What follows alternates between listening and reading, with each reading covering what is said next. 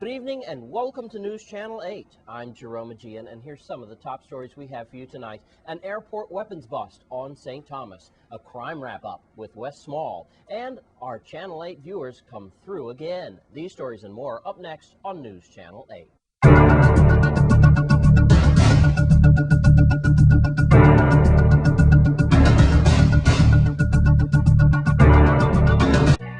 News Channel 8 is sponsored by AT&T. Centennial is joining AT&T for greater coverage, more innovation, and better service. In our top story tonight, this is what happens when all law enforcement departments work together. We're talking about the recent bust of weapons and ammunition captured just outside the Cyril E. King Airport on St. Thomas. How many lives were saved because of this joint effort between local and federal officers?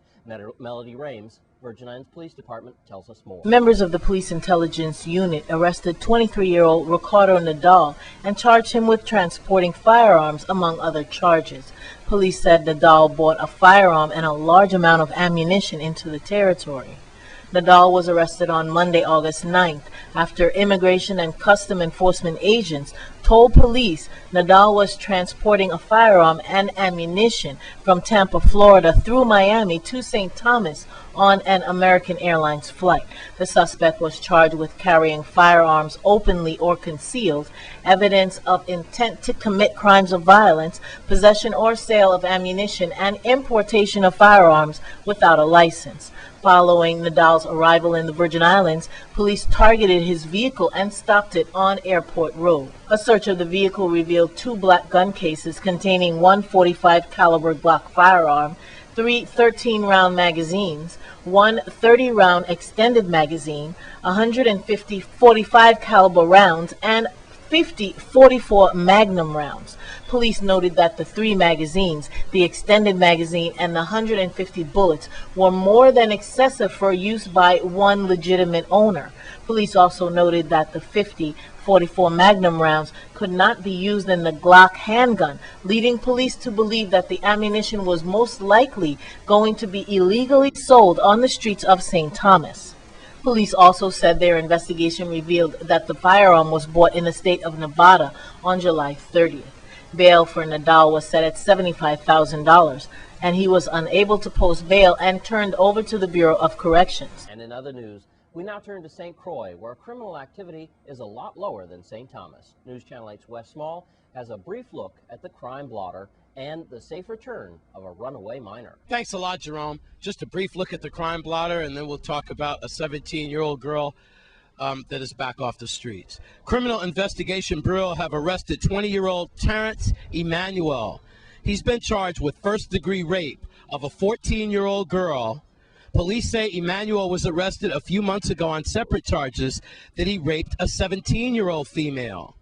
Now, as the police detectives were investigating the rape of the 17-year-old girl, that's when they discovered the recent rape of the 14-year-old female. So 20-year-old Terrence Emanuel's bail is set at $500,000, $500,000 bail. He was remanded to Golden Grove Prison. There's a second case involving sexual predator, 57-year-old Freddie Clark from Pittsburgh. He's been arrested for inappropriately touching a female without her permission. VIPD spokesperson Melody Rames has more. Police on St. Croix arrested 57-year-old Freddie Clark and charged him with unlawful sexual contact in connection with an incident that occurred in July. Clark is accused of inappropriately touching an adult female without her permission. The victim contacted police following the incident and made a statement describing what happened. Investigation Bureau detectives investigated the charges and requested that the Superior Court grant them an arrest warrant to arrest Clark. Judge Jessica Gallivan signed the arrest warrant on August 5th. Clark was arrested at about 7:55 a.m. on Tuesday, August 10th. His bail was set at $10,000 and he was remanded to the Golden Grove Adult Correctional Facility. And then there's this. You might remember 17-year-old Victoria Parisia. You see her picture there? Wow, we've been looking for her for about 3 months, right? Now, she had been eluding police and juvenile authorities.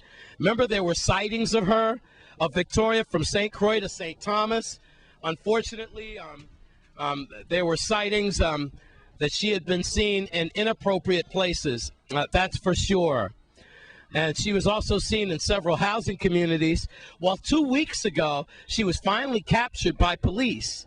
And that tip came in from our Channel 8 viewers and neighbors alike. So, 17-year-old Victoria Parisia now is back at VI Behavioral Services, and at least the law officials and her family can rest assured.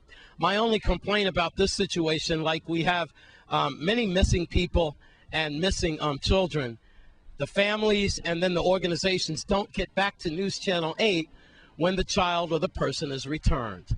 And I talked to Melody Rames just a little while ago.